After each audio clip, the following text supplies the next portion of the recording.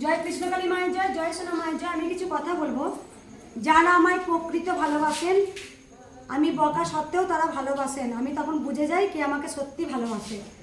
কারণ এই মাকে সবাই চেনেন, আজ থেকে নয়। মা আমার বহু পুরনো ভক্ত। বাড়ি থেকে যখন বাড়িতে 10 জন 15 জন ভক্ত আসতো তখন থেকে মা আমার অনেকটা মেয়ে নার্স সবাই জানেন, দেশের একটা সেবিকা, তবু কিন্তু মায়ের কোনো অহংকার নেই। যখন আমার খুব প্রেশার পড়তো তখন মা নিজে আমি যে থালাতে সেবা করতাম সেই থালাও কিন্তু মা ধুয়ে দিয়েছেন। তখন থেকে আমি মায়ের নাম দিয়েছিলাম বাসন মা, সেই থেকে। কারণ আমি যে নামগুলো দিই আমার খুব আদরের নাম। বাসন মা কেন বলতাম, মাকে একটু দেখিয়ে দিয়ে শুভ। মায়ের মেয়ের আজকে জন্মদিন, সুন্দরী মা, সবাই আমরা জানেন। মা সুন্দর রান্না করেছে, উলুধ্বনি দাও।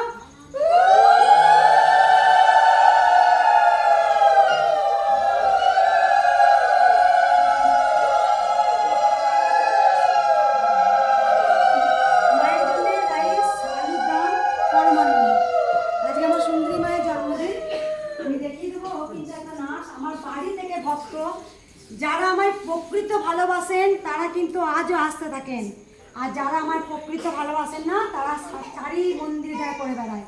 ভাবে আমি এখানে গেলে কাজ পাবো, ওই মন্দিরে গেলে কাজ পাবো, আমি সেই মন্দিরে গেলে কাজ পাবো। মনে যদি ভক্তি না থাকে 1000 মন্দিরে ঘুরলেও কিন্তু কাজ হবে না। কারণ ভগবান এক এবং অদ্বিতীয়। তাই মনটাই স্থির রাখতে হবে। আমি কেপি মাকে একটু দেখিয়ে দিই। আমার বাড়ি থেকে তখন 10-15 জন আসতো, সে কিন্তু আজও ধরে রয়েছে।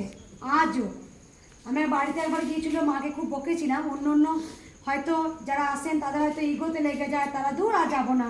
কিন্তু আমি বকার পরও তারা যে ভালোবাসে এটাই জায়গা করে নিয়েছে।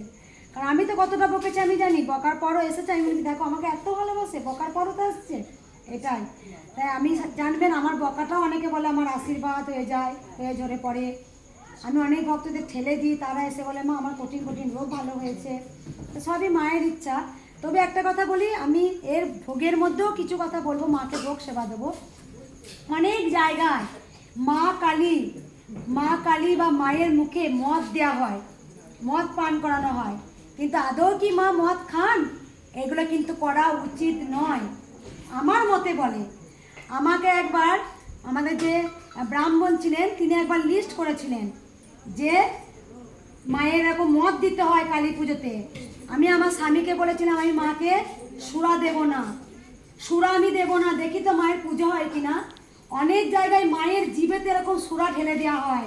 এগুলো মায়ের প্রতি অনাচার করা হয়, অত্যাচার করা হয়। মা কখনো সুরা পান করেন না। মা কি করেন জানেন? পরমাংশ দিয়ে প্রাণ প্রসাদ ওরা কি দিতে জানেন? ওই ডাবের জল দিতেন মাকে, ডাবের জল সেবা করাতেন, সুরা পান করতেন না। এখন ঘোর কলিযুগে নিজেরা সুরা পান করে মায়ের জিভেও ঢেলে দেয়। এত অত্যাচার, এত অনাচার। মা কখনই সুরা পান করেন না। আমি প্রমাণ করে দিয়েছি ঘোর কলিযুগের।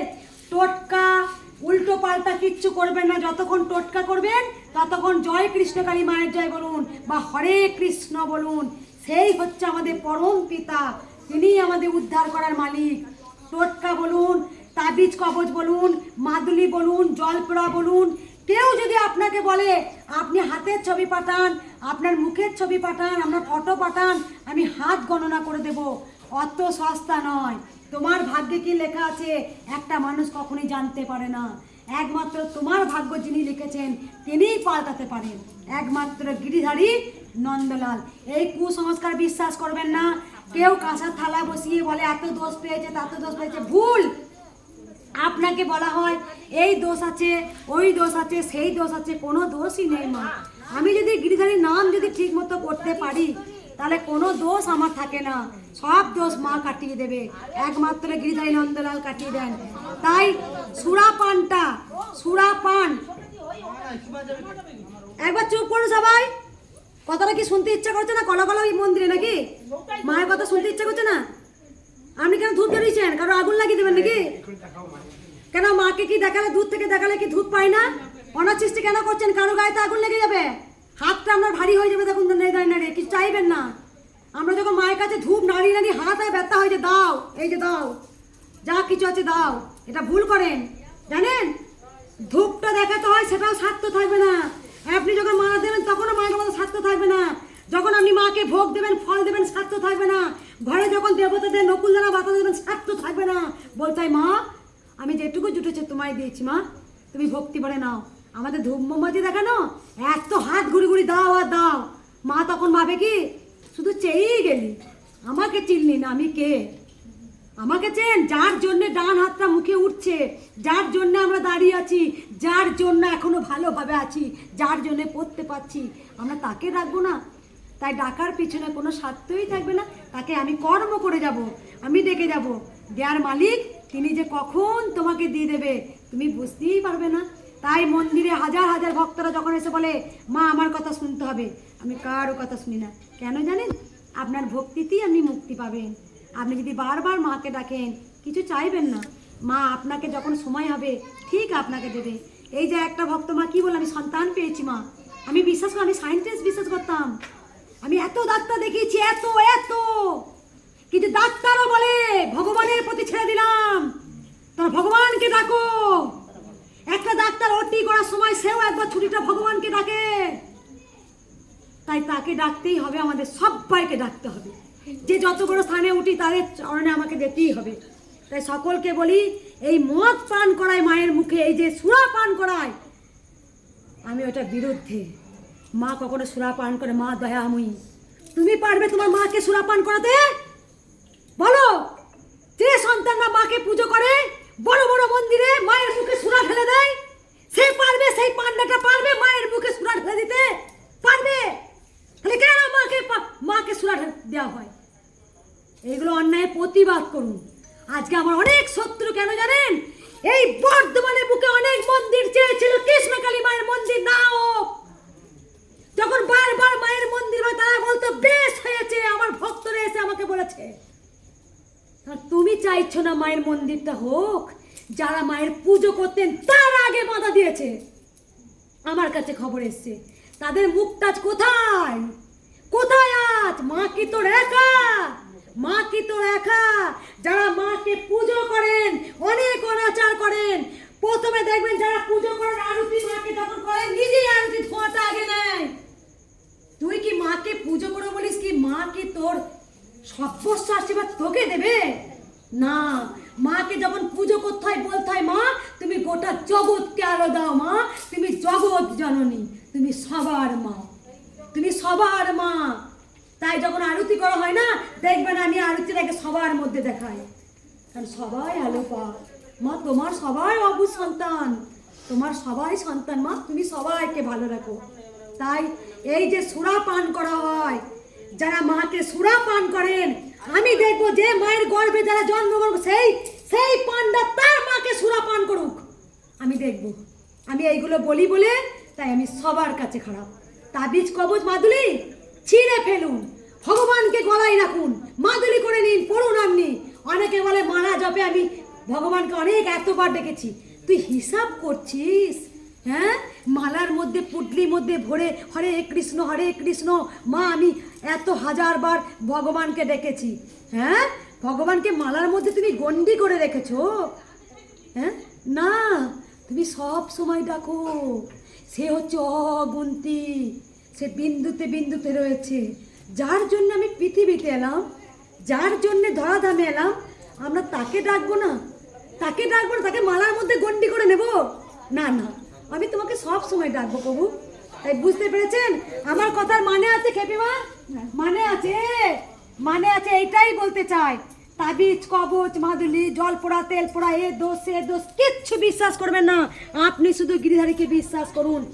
গোবিন্দ নামেতে সোলা জলে ডোবে আর পাথর জলে ভাসে, তার নামেতে সব সম্ভব হয়। তার নাম গান করো, তার নাম গান করার জন্য আমরা তাকে কথা দিয়ে আসি।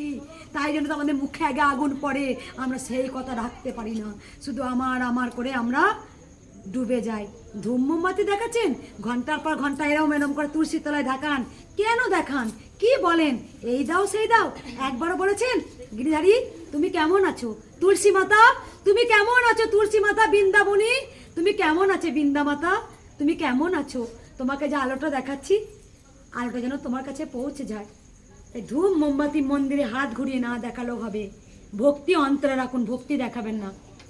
এখানে অনেক ভক্ত ষষ্ঠাঙ্গে প্রণাম করে, আমি বলি দেখাতে হবে না।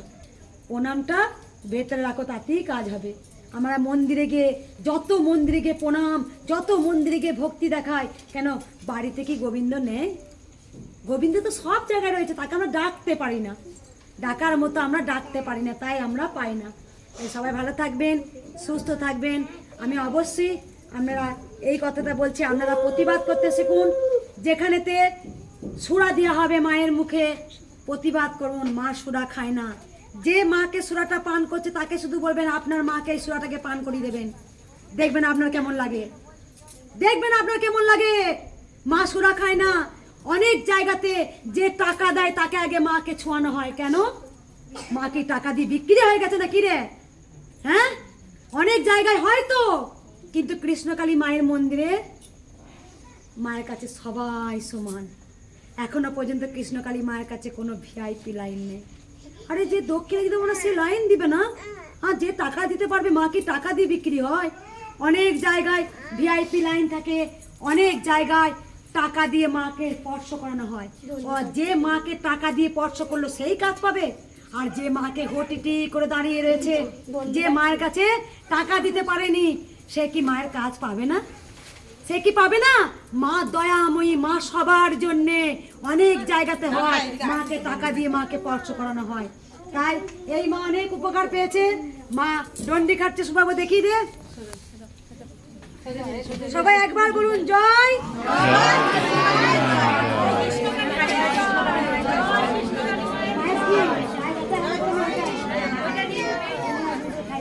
মাকে খাই দিই। ভালো থাকবেন, সুস্থ থাকবেন। আমার কথাগুলো